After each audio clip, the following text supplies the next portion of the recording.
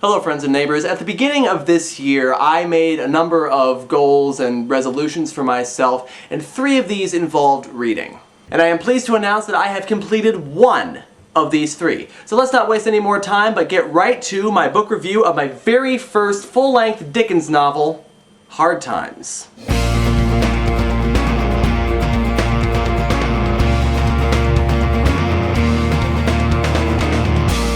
After I read A Christmas Carol last year for my Books vs. Movies review, I decided I wanted to read more Dickens. But when I got this first full-length novel of Charles Dickens, I honestly wasn't sure what to expect.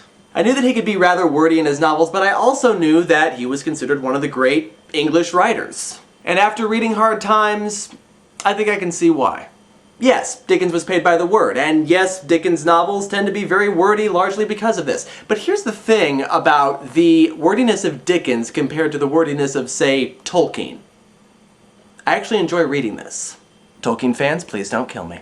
Dickens has a way with the English language. He has a way with words, and I just love the cadence and the rhythm and even the personality of the narrator. The narrator of this story has a distinct personality. And so you get a lot of sarcasm and irony and hyperbole and these wonderful, wonderful writing techniques. There were times in the reading of this novel that I actually laughed out loud.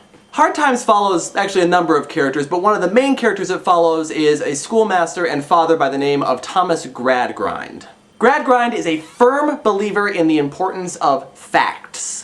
He believes that anything that is related to imagination or fancy or anything that is not strictly grounded in facts should be eliminated. He lives his life by this philosophy, he runs his school by this philosophy, and most importantly, he raises his children by this philosophy.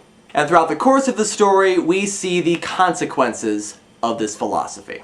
Now obviously there is a great deal of historical background and context that should be taken into consideration when reading this book, but I'm not actually going to cover any of that in this review because I want to determine whether or not this story is still relevant today.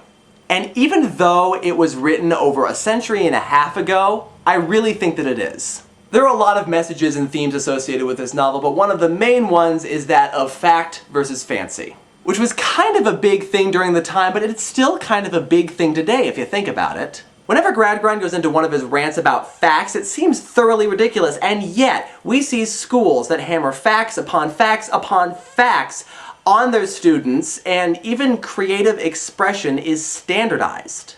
There's a songwriter by the name of Harry Chapin. You may have heard of him. His most famous song is Cats in the Cradle, but he also wrote a song called Flowers Are Red. I think that's what it's called. The song tells a story about a young boy in school who is drawing colors all over the paper, just scribbling colors all over the paper. The teacher asks him what he's doing, and he says he's painting flowers. And the teacher says, no you're not, because flowers are red and green. You must make flowers red and green. And she eventually punishes the child until he submits to her way of thinking. That's pretty much this book. Now the actual content of the book is really not subtle at all when it comes to driving this point home, but the structure of the book kind of is. It's divided into 3 parts. Part 1 is called Sowing, where we see Gradgrind sowing this philosophy into the lives of his children. The second part is called Reaping, and in this chapter we actually don't see Gradgrind until the very end. What we see instead are the events playing out from the end of part 1 and the consequences of this philosophy as they play out in this section. And then at the very end, at the very last chapter of part 1, that's when we see Gradgrind again. We see him having to finally come to terms with the consequences of having instilled this philosophy into his children. And then part 3, Garnering, sees Gradgrind adjusting his philosophy, coming to terms with all the consequences and the things that have happened and so on. So the ending is not really what you would call happy. It's not really a downer so much, but it's not really uplifting either. In the end, there's really only one character who turns out as a happy, well-adjusted human being, and it's the character from the very beginning of the story who was the student that Gradgrind had to reprimand because she was too much of an advocate of fancy.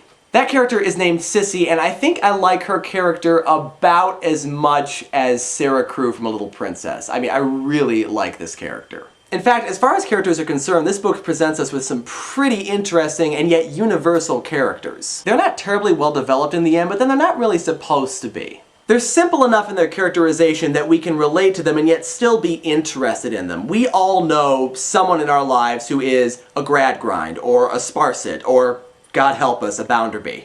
Now, the book is not entirely without its problems, and probably the main one is that it can be a little hard to follow at times for 3 reasons. First, there is a great deal of historical context, but that problem can be easily solved by getting a copy of the book that has annotations and footnotes and so on, so that you can get that context pretty quickly. The second problem is that Dickens is one of those authors who, whenever a character has a speech impediment or speaks with a dialect, he likes to write the dialogue in such a way that reflects this dialect of the speech impediment. For instance, there's a character in the story who lisps, and so every time he speaks and uses the letter S, that letter is replaced with TH. And there are some authors like J.K. Rowling who can do this well, who can portray the dialect while still making it comprehensible.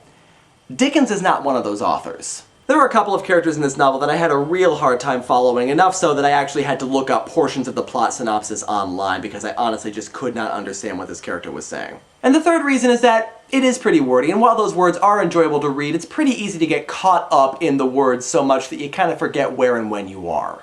But if you can get past all that, this is still an excellent, excellent novel. On the worth meter, I would give this a worth owning new. And again, try to find a copy that has those annotations and footnotes. I use the Barnes & Noble Classics publication, but there might be one that's better. I don't know, I'm not really well versed in that sort of thing. But find one that has some sort of annotations and footnotes so you can get the historical context.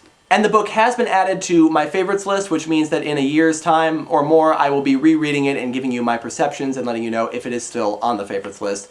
It probably will be. And that does it for my first review of a Dickens novel. I do have 2 other Dickens novels at my disposal that I plan on reading and reviewing, so stay tuned for those. And until next time, this is Matt Guyan reminding you not to put peanut butter on pizza.